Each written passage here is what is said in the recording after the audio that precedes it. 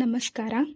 2024-25ನೇ ಸಾಲಿನ ಅಂತಿಮ ವರ್ಷದ ಬಿಎಸ್ಸಿ ಕೃಷಿ ಹಾಗೂ ಕೃಷಿ ವ್ಯವಹಾರ ನಿರ್ವಹಣೆ ವಿದ್ಯಾರ್ಥಿಗಳಾದ ನಾವು ಗ್ರಾಮೀಣ ಕೃಷಿ ಕಾರ್ಯಾನುಭವ ಕಾರ್ಯಕ್ರಮದ ಅಂಗವಾಗಿ ಚಿಕ್ಕಬಳ್ಳಾಪುರ ಜಿಲ್ಲೆ ಮತ್ತು ತಾಲೂಕಿನ ಆವಲಗುರ್ಕಿ ಗ್ರಾಮದಲ್ಲಿ 3 ತಿಂಗಳುಗಳ ಕಾಲ ವಾಸ್ತವ್ಯ ಹೂಡಲಾಗಿತ್ತು. ದಿನಾಂಕ 10/8/2024ರಿಂದ 10/11/2024 ಈ ಅವಧಿಯಲ್ಲಿ ಗ್ರಾಮದಲ್ಲಿ ಕೈಗೊಂಡ ಚಟುವಟಿಕೆಗಳ ವಿವರ ಹೀಗಿದೆ.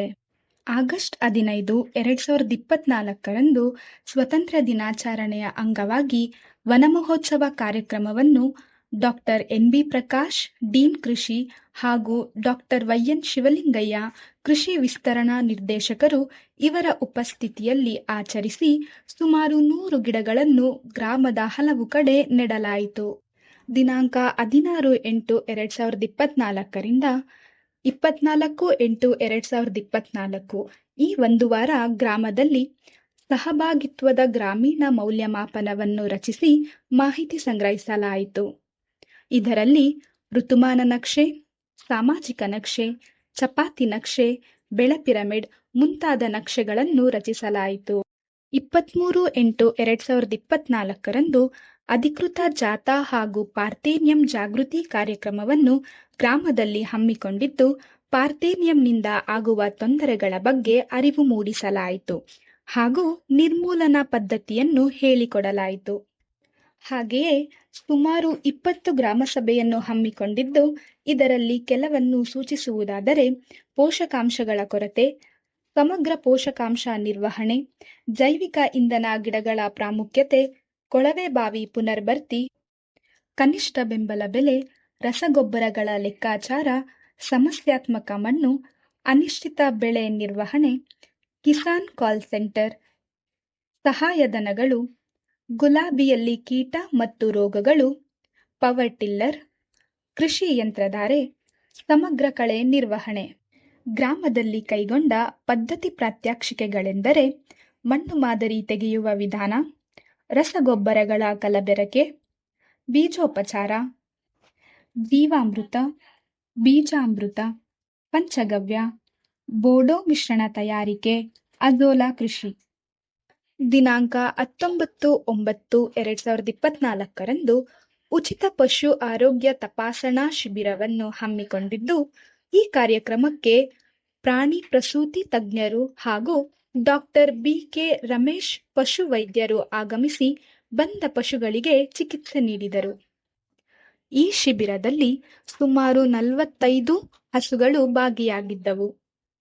ಆವಲಗುರ್ಕಿ ಗ್ರಾಮದ ಪ್ರೌಢಶಾಲೆ ಮಕ್ಕಳಿಗೆ ರಸಪ್ರಶ್ನೆ ಕಾರ್ಯಕ್ರಮವನ್ನು ಹಮ್ಮಿಕೊಳ್ಳಲಾಗಿತ್ತು.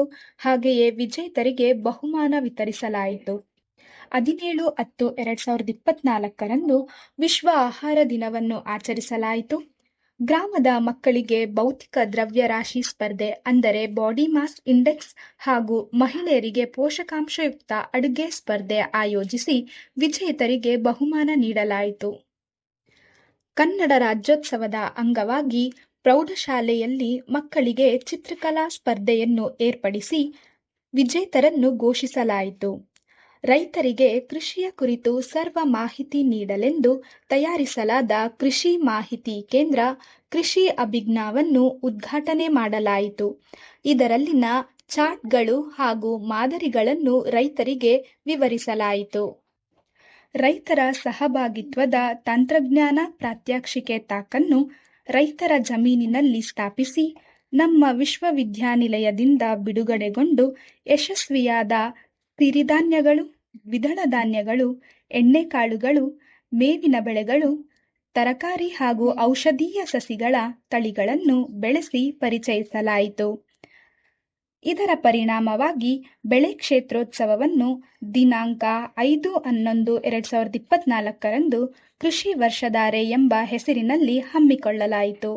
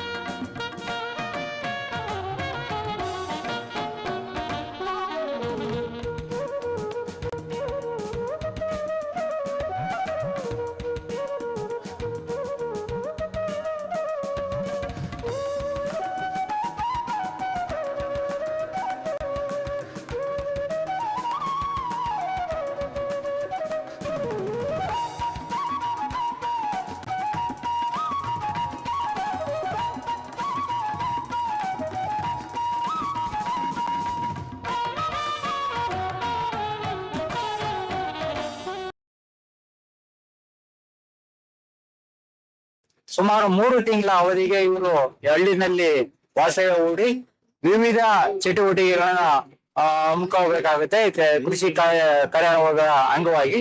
ಇದರಲ್ಲಿ ಮುಖ್ಯವಾಗಿ ಮೊದಲನೇದಾಗಿ ಅವರು ರೈತರ ಜೊತೆ ಚರ್ಚಿಸಿ, ರೈತರ ತೋಟಗಳಿಗೆ ಅಥವಾ ಭೇಟಿ ಮಾಡಿ ಮಾಹಿತಿ ಸಂಗ್ರಹಣೆ ಮಾಡಿ ರೈತರಿಗೆ ಕೃಷಿ ಸಮಸ್ಯೆಗಳ ಬಗ್ಗೆ ಅಧ್ಯಯನ ಮಾಡ್ತಾರೆ. ಆ ಕೃಷಿ ಸಮಸ್ಯೆಗಳ ಬಗ್ಗೆ ಅಧ್ಯಯನ ಮಾಡಿದ್ಮೇಲೆ ಆ ಸಮಸ್ಯೆಗಳಿಗೆ ಪರಿಹಾರಗಳನ್ನ ಕಂಡುಹಿಡಿದು ಅಥವಾ ವಿಜ್ಞಾನಿಗಳ ಜೊತೆ ಚರ್ಚಿಸಿ ಆ ಪರಿಹಾರಕ್ಕೆ ಸಂಬಂಧಪಟ್ಟಂತೆ ವಿವಿಧ ವಿಸ್ತರಣಾ ಚಟುವಟಿಕೆಗಳು, ಅದರಲ್ಲಿ ನಿಮ್ಗೆ ಗುಂಪು ಚರ್ಚೆ ಆಗ್ಬೋದು, ಕ್ಷೇತ್ರ ಭೇಟಿ ಆಗ್ಬೋದು, ಈ ಎಲ್ಲಾ ಕಾರ್ಯಕ್ರಮಗಳನ್ನ ಅವರೇ ನಡೆಸ್ಕೊಡ್ತಾರೆ.